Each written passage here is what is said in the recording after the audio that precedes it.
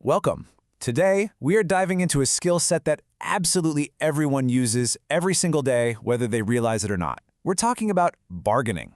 Now, I know what you might be thinking. You hear the word negotiation and instantly picture, corporate sharks in a high-rise boardroom, or maybe an intense hostage situation from a movie. But the reality? You negotiate when you're trying to get your stubborn toddler to just eat one piece of broccoli. You negotiate when you and your partner are deciding whose family to visit for Thanksgiving, or when you're asking your boss for that well-deserved raise. Life is literally a series of negotiations. And in this explainer, we're going to break down some incredibly actionable strategies to help you master these everyday interactions, no matter your age or your situation. So let me ask you this. Why do so many of our everyday arguments end in a frustrating stalemate? Why does the kid arguing over a toy end up crying, and the CEO haggling over $1 million contract walk away angry? Well, it usually happens because we go into these conflicts completely blind to the invisible dynamics at play. We just assume the other person thinks, acts, and processes information exactly the same way we do. And when they don't, communication just completely breaks down. But what if you could decode the person sitting right across from you? To do that, we're going to build your everyday negotiation toolkit. Today we're covering Meet the Three Negotiators, How to Take a Punch, Boundaries and Everyday Tactics, the Ackerman bargaining model, and finally, winning your everyday negotiations. Let's start with the really important number, 66%. This number represents what we call the I am normal paradox. It's our innocent, unconscious assumption that the world looks to everyone else exactly the way it looks to us. But here's the thing. There are three main types of negotiators in the world. Assuming you are one of them, that means there's a mathematical 66% chance that the person you're speaking with, whether it's your spouse, your teenager, or your biggest client, has a completely different biological and psychological negotiation style than you do. They have a completely different version of what's normal. Think about it. We are all taught the golden rule, right? Treat others the way you want to be treated. But in negotiation, actually scratch that. The golden rule is dead wrong here. What you really need is the black swan rule, which says you must treat others the way they need to be treated. If you just project your own worldview onto someone with a totally different style, you're going to fail. You absolutely have to open yourself up to their differences. Section 1. Meet the three negotiators. First up, we have the analyst. They are methodical, diligent, and they absolutely hate surprises. Think of a data-obsessed teenager who literally maps out a detailed spreadsheet just to negotiate a $5 bump in their allowance. Or maybe that skeptical boss who refuses to approve a project without 3 different sets of metrics. Analysts are problem solvers. They tie their self-image to minimizing mistakes, and they're usually not in a rush because they believe that as long as they're working systematically, time doesn't really matter. They hate ad-libbing, and they are hypersensitive to reciprocity. Meaning, if they give you a concession, they expect one back. If they don't get it, they will silently lose trust in you. To an analyst, time literally equals preparation. When there's a long pause or silence in a conversation, don't panic. They aren't angry. To them, silence is simply time to think and process data. Now, their worst possible match? The assertive type. If you push an analyst too fast without giving them facts and the time to think, they will shut down entirely. So, if you're dealing with an analyst, use clear data, smile to put them at ease, and whatever you do, never surprise them. Next up is the accommodator. This persona is entirely relationship-focused. Picture that peace-seeking friend who will bend over backwards trying to pick a restaurant where every single person in the group is perfectly happy. Or that overly friendly contractor who overpromises on a deadline just because they really want you to like them. Accommodators love the win-win. They're optimistic, they're easily distracted, and as long as there's a continuous, free-flowing exchange of information, they are perfectly happy. In fact, they are the most likely of the three types to build incredible rapport with you without ever actually accomplishing a deal. For the accommodator, time is strictly for relationship building. But their view of silence? It's terrifying to them. They view a pause as a sign that you are angry or upset with them.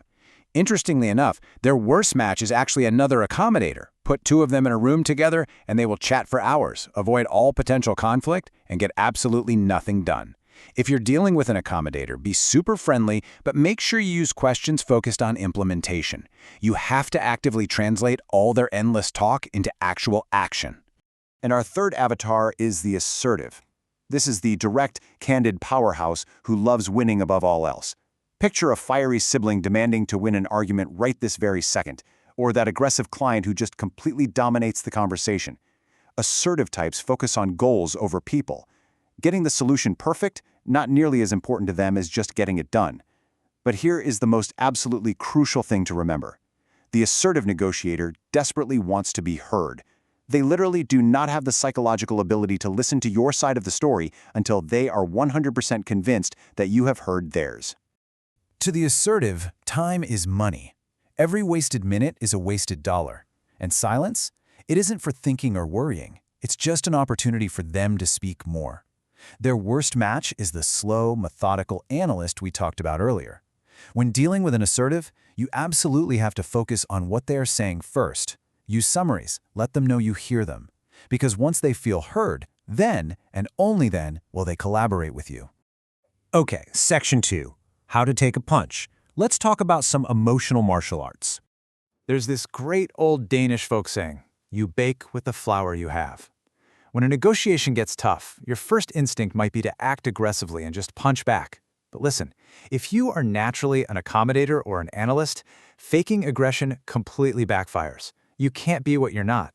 You have to bake with the flour you have, and that means you need to use deflection tools that actually fit your natural personality when someone throws a figurative punch at you. So, how exactly do we deflect an extreme anchor? An extreme anchor is when someone hits you with a ridiculous opening demand. It's like a kid asking for a real-life pony when they really just want a dog, or a buyer suddenly offering half your asking price. Instead of getting angry, you pivot. Put the price or the core demand off to the side for a second and discuss what would actually make this a good deal. Or gently deflect the punch by asking a calibrated question, like, how am I supposed to accept that? By doing this, you're sponging up their information without committing to their extreme demand. Section 3. Boundaries and everyday tactics. How do we navigate conflict without making enemies? Research shows that faking anger is highly destructive. It completely destroys trust and leads to intractable demands. Instead, what you need is called strategic umbrage. Think of it like a parent's calm but incredibly firm, "I'm disappointed in you" look. It's highly controlled, you take a deep breath, you channel your frustration at the proposal, never at the person, and you simply say, "I don't see how that would ever work." It's like a bucket of cold water. It effectively wakes the other person up and snaps him right out of a rigid mindset. Now let's talk about a really dangerous word. The word why. It seems like such an innocent question, doesn't it? But across the planet, in basically every culture, it instantly triggers defensiveness. Think about it. If your boss walks up to your desk right now and asks, "Why did you do it that way?" your brain immediately perceives an attack. Your guard goes right up. Because of this, you should almost always avoid asking why. However, there is a genius way to flip this to your strategic advantage. You can actually use that triggered defensiveness to make them defend your position. Here's how. Ask them, "Why would you ever do business with me?" For example, if you're trying to win a client from a competitor, you say, "Why would you ever change from your existing supplier? I hear they're great." By asking this, you naturally coax your counterpart into verbally justifying why they should work with you. It's a brilliant move because you make them do all the heavy lifting. Section 4. The Ackerman bargaining model. This is a mathematical system for closing the deal. The Ackerman model is pretty much the ultimate weapon for structured negotiation. Here's how it works. First, you set your target price. Your very first offer is an extreme anchor at just 65% of your target. This initial shock induces a reaction and tests their limits. After they counter, you raise your offers but in decreasing increments. You go to 85%, then 95%, and finally 100%.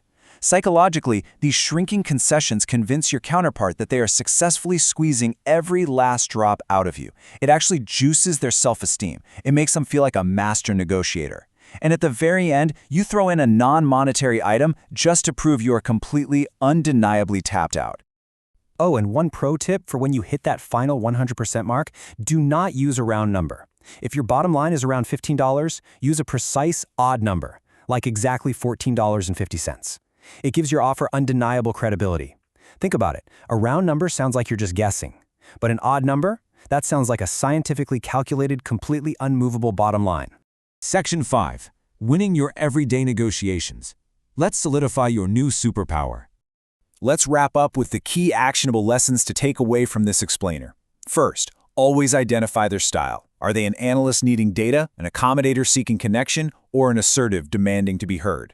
Second, prepare relentlessly. Under pressure, you don't rise to the occasion. You fall to your highest level of preparation. Third, deflect those extreme anchors with calm, calibrated questions. Fourth, set your boundaries using strategic umbrage, not fake anger. And finally, use the Ackerman plans, decreasing increments in odd numbers to cleanly close the deal. I'm going to leave you with a quick challenge. What is the negotiation style of the very next person you talk to today? Whether you're walking into a boardroom, chatting with a barista, or sitting down to dinner with your family, take a second to analyze them. Are they an analyst, an accommodator, or an assertive? Once you start seeing these avatars in the real world, I promise you, you will never look at everyday communication the exact same way again. Thanks so much for joining me today, and hey, happy negotiating.